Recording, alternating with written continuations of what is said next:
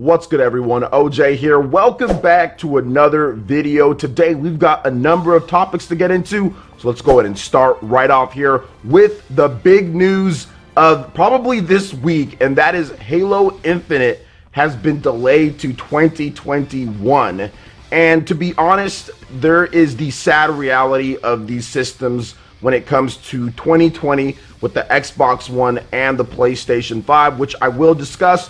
But first, let's just go ahead and get into the message from Microsoft when it comes to the delay of their big launch title, Halo Infinite. Today, I want to share an important Halo Infinite development update with the community. We have made the difficult decision to shift our release to 2021 to ensure the team has adequate time to deliver a Halo game experience that meets our vision. The decision to shift our release is the result of multiple factors that have contributed to development challenges, including ongoing COVID-related impacts affecting us all this year. I want to acknowledge the hard work from our team at 343 Industries, who have remained committed to making a great game and finding solutions to development challenges. However, it is not sustainable for the well-being of our team or the overall success of the game to ship this holiday. We know this will be disappointing to many of you, and we all share in that sentiment. The passion and support the community has shown over the years has been incredible and inspiring. We wanted nothing more than to play our game with the community this holiday. The extra time will let us finish the critical work necessary to deliver the most ambitious Halo game ever at the quality we know our fans expect.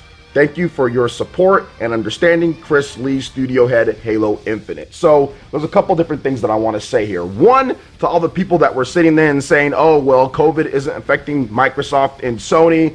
Yeah, that's not the case. Just because a company doesn't flat out come out and say this or that, a worldwide pandemic that's caused people to completely alter and change the way development has gone for the past, I don't know, 30 years or whatever the case is definitely going to affect you in one way or another, despite what any company says, in order to get you to buy their system. So that's just one thing that I wanted to make sure that's out there. COVID is affecting everybody in the video game development industry. There are issues and challenges, and it has caused things to go back or to be slower or to have issues. Doesn't matter who it is, Microsoft, Sony, or Nintendo. And now we have the actual facts straight from the horse's mouth here. And of course, it's just one of the issues. It's not the sole issue, but it's definitely one of the issues. Now, another thing is probably the graphic stuff. Obviously, they saw the huge backlash in terms of what fans were saying and critics were saying about the graphics of Halo Infinite, and that was also going to be a problem as well. But here's the sad reality of these systems with the PlayStation 5 and the Xbox Series X.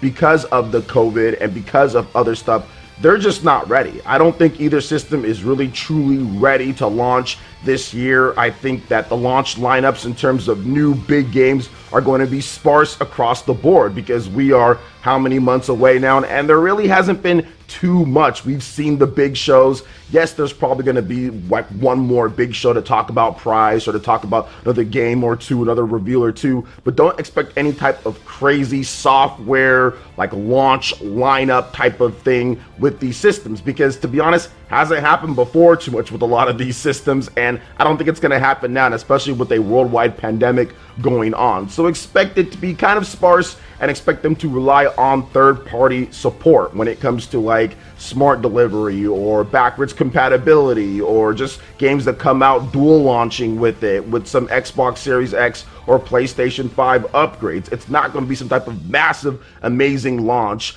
for these systems with games, right? With games. Now, the good thing is that there's a lot of backwards compatibility with the Xbox Series X, and there's going to be some backwards compatibility with the PlayStation 5, with the PS4. So there is going to be games to play if you didn't pick up those systems, or maybe if you missed something, you can get some nice enhancements, better frame rates, all that on your PlayStation 5 and your Xbox Series X. But that's not really the reason why you buy those systems, right? You don't buy those systems to play the older games at launch. You buy them to play the new games, the advancement of tech and all of that. And it's a bit sparse. Now, the hardcore gamers will rush out there and buy Miles Morales and rush out there and buy, I don't know, the media, whatever else Microsoft can bring up in, in the next few months or whatever the case is here. I mean, they do have some Game Pass stuff that's going on, which is going to be a big part of their plan. So we'll see what's happening, but that's the sad reality, guys. Both of these systems would probably be better off launching in 2021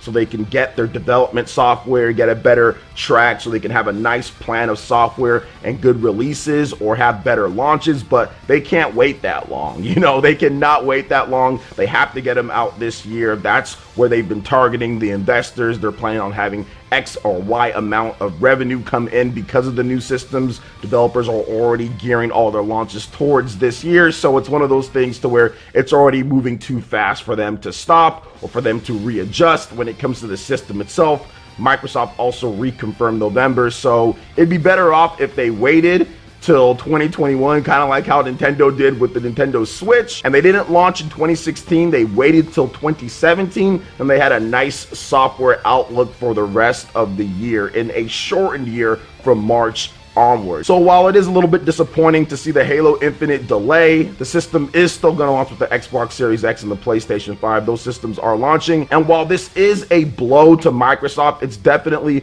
a bit of a big blow. It's something they can't rebound from, but it's definitely looking a little bit spooky for them at launch, and it's going to affect them one way or another. Like, people are trying to sit here and say that it doesn't affect them and it's not that big of a deal. No, it is a deal. I mean, it's definitely going to affect them. People were going to buy an Xbox Series X for the power and Halo and all that at launch, and when you don't have that, that is definitely an issue and could swing the favor to Switch or to a gaming PC or to a PlayStation 5. But we'll see how it ultimately ends up working out. I don't believe it's doom and gloom and Microsoft is done like some people are trying to portray, but it definitely is a bit of a blow to them. So what are you guys' thoughts on this? Let me know in the comment section below. All right, now moving on to the next topic here. It looks like Dante will be making his return to Shin Megami Tensei 3 Nocturne HD Remaster as DLC with the Maniacs pack.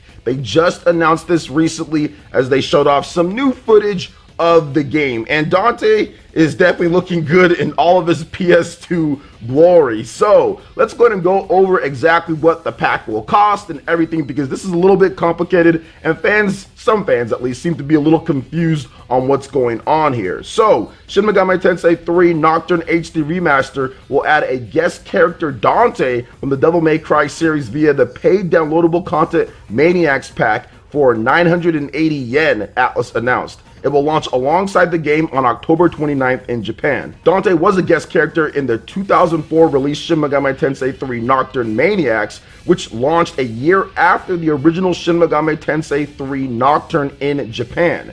This was the version of the game used for North American and European release of Shin Megami Tensei Nocturne, Shin Megami Tensei Lucifer's Call in Europe. Now, the base Shin Megami Tensei 3 Nocturne HD Remaster game will feature the guest character Rydell from Devil Summoner 2, Rydell vs. the King, who was a guest character in the 2008 release Shin Megami Tensei 3 Nocturne Chronicle Edition. Now, by purchasing the Maniacs pack, players will be able to select New Game Maniacs from the title screen, which changes every scene in which Rydell would appear to Dante, as well as the title screen loop, movie, and the logo to Shin Megami Tensei 3 Nocturne Maniacs. The remaster also adds a pierce effect to Dante's skill, Sun's Oath. Now, Shin Megami Tensei 3 Nocturne HD Remaster is due out for the PlayStation 4 and the Nintendo Switch on October 29th in Japan and in spring 2021 worldwide. You guys see the new trailer here as well, so pretty big news here, because we all thought that Dante was gone. Although some people are a little upset that there is a price for him, and the only thing that I can think of is that they had to re-buy that license in order to use Dante. I'm not really sure why they couldn't just include it in there. I mean, but there definitely seems like there's some legal or there's some other stuff going on. But either way, if you want Dante in there, you got to pay the extra DLC price for him, at least in Japan. Now, we'll see what happens when it comes to the West. Maybe they just might include him in there with that. I'm not exactly sure, since we are getting the game, you know, multiple months later. So we have to wait and see what the official announcement is for the West, because that's just for Japan, because they all just reference things coming out for Japan, because that game's coming out this year, whereas we're getting the game next year. But overall, it's good to see that Dante's in there as an option for people. And if you don't want to pay for him, obviously you don't have to pay for him on there. Would have been nice if they just included him in all the versions, even in Japan. But either way, it's good to have Dante back in there. Obviously, Dante brings a whole nother type of flow and skills and all sorts of stuff to the table. So it's a lot of extra gameplay having Dante in there, and just having options is just good in general. Because some people thought, man, this version of the game is not as good because it doesn't have Dante at all. Well, here you go. Now you've got Dante in there. So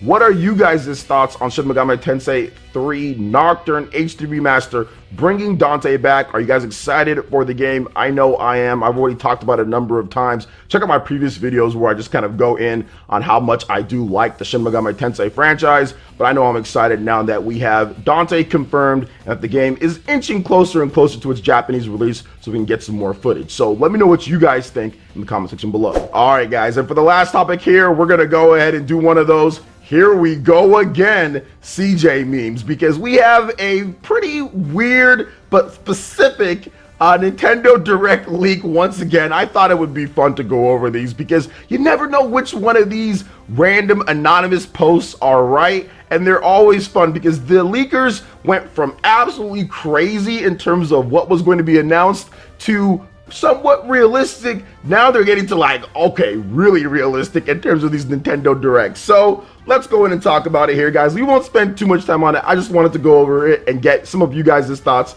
in the comment section here. So apparently this is the second time that I've commented on one of these posts in the past couple weeks. The other one was for August 17th. This one is for August 20th. So here's what they say a Nintendo Direct is coming with. All right, guys. So opens up with a trailer for Super Mario All-Stars 2, Super Mario 35th Anniversary Edition, which includes 64 Sunshine Galaxy Remastered, and it's coming out on November 20th. Now, the full details are not ready, but Animal Crossing Fall Update is teased for October, and Nintendo crossover items are back, showing off the Mario set, okay? Pushmo Park, which is a Nintendo first-party game, a new one, releasing later that day, includes special Mario-themed levels. So they're really playing up this whole Mario stuff, right? Because of the 35th anniversary. Mario and Sonic 2020 from Sega is getting a big update. New events are being added, and now you can play as any character in any events. All right. Next up is Apex Legends from EA, releasing in September.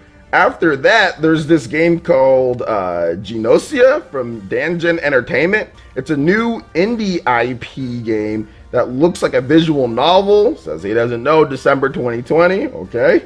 Next up, Bravely Default 2 from Nintendo. That's now winter 2021, and there's a special demo that launches before the release that carries over. If that demo is dope, and let's just say something did get, this is just hypothetically speaking, if it did get delayed to 2021, if there's a dope demo that carries over, I'd be like, all right, whatever, that's cool, at least I get to play the demo. Next up is Cave of Mortar, Flashbulb Games. That's a new indie IP stylistic 2.5 platformer thing coming 2021. Next up is Tomodachi Life, My Friend Collection, coming on October 9th. All right, Tomodachi Life is back, okay? New Pokemon Snap from Nintendo, Spotlight, coming on December 4th, okay? December 4th game.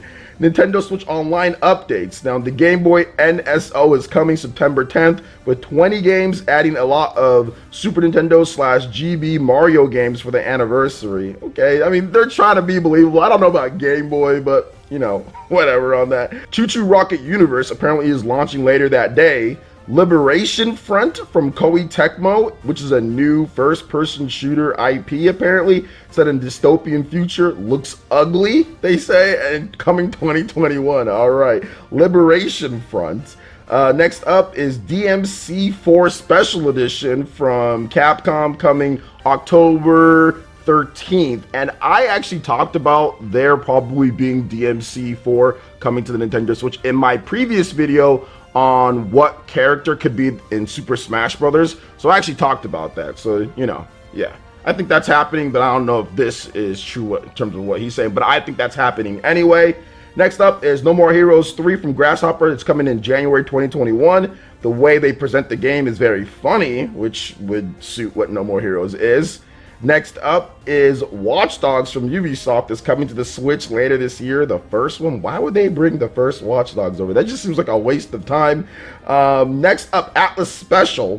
Odin's Spear, Mirror Monster, the Demon Blade, Dragon's Crown, and 13 Sentinels are all launched in 2021. That would be absolutely nuts if Atlus did that, and I'd be completely down, and I'm hoping this is true. This is just me like wishful thinking on that one, but I might be asking a little bit too much of Atlus and Sega. Next up is Plants vs. Zombies 3 from EA, coming in December, which would make sense. The Garden Warfare thingy, that would make sense. Next up is 20 Project down in development, which we've heard rumors about a new 20 game, so I hope that's true, but whatever on that one. Next up is Pokemon Crown Tundra Spotlight, coming out in November, special retail package with game plus artwork and all that, special edition for $90. We'll see. I mean, that could be real. Pokemon's huge.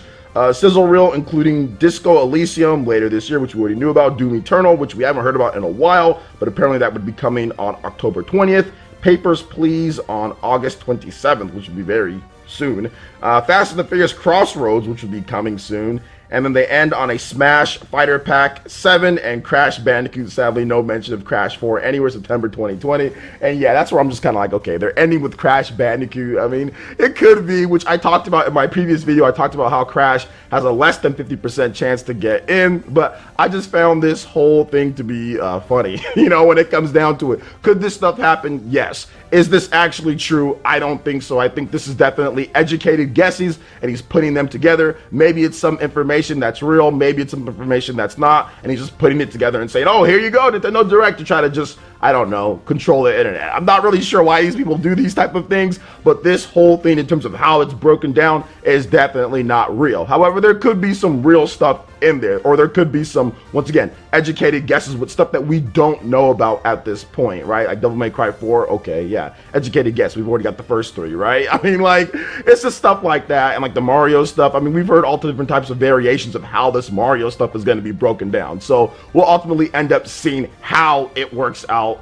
once you know, Nintendo talks about whatever they're going to talk about for the rest of the year, or any more partner directs or Nintendo Directs or Direct Minis or whatever the case is. But what are you guys' thoughts on all this different stuff here? I'd love to hear what you guys have to say in the comment section below. All right, guys, that wraps it up this video here. Check out the links in the description. We've got Twitter. Go and give us a follow on there. Stay up to date on all latest gaming news and information. Also, make sure you like, comment, and subscribe, and share this video if you can. Thank you guys so much for watching, and we'll catch you for the next one.